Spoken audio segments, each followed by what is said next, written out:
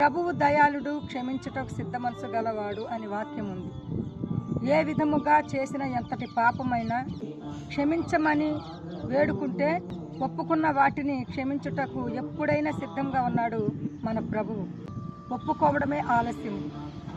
యాకోబు తన అన్నయ్య అయిన ఏశావు యొక్క జ్యేష్ఠత్వమును, తన అన్నకు రావాల్సిన ఆశీర్వాదమును 2 సార్లు మోసం చేసి తీసుకొని ఇంటి నుండి పారిపోయి భార్యలు, పిల్లలు, సంపదతో గొప్పవాడై మరలా తన స్వదేశానికి తిరిగి వస్తున్న యాకోబును తన అన్నయ్య అయిన ఏశావు చంపాలని వస్తుండగా, యాకోబు తన అన్నయ్య అయిన ఏశావు చేతిలో చావకుండా నేను చేసిన మోసాన్ని క్షమించి నన్ను ఆశీర్వదించమని వేడుకొనగా, దేవుడు యాకోబు యొక్క మోస అనుభవాలను క్షమించి ఇశ్రాయేలుగా గొప్ప జనముగా ఆశీర్వదించాడు.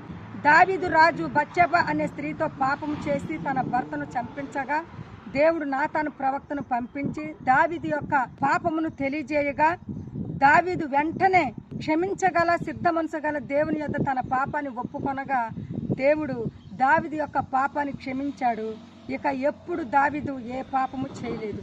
యేసును నమ్మిన వారిని బంధించి హింసిస్తూ చెరసాలలో వేయిస్తూ స్తెఫను అనే సేవకుని మరణానికి కారణమైన సౌలుని దేవుడు దర్శించగా, సౌలు కనుల నుండి పాపపు పొరలు రాలగా, క్షమించుటకు సిద్ధ మనసు గల దేవుని యొద్ద సౌలు తన పాపములను ఒప్పుకొనగా దేవుడు సౌలును క్షమించాడు. సౌలు వెంటనే బాప్తిస్మం తీసుకొని దేవునికి గొప్ప సాక్షిగా సేవ చేశాడు. ఆమేన్.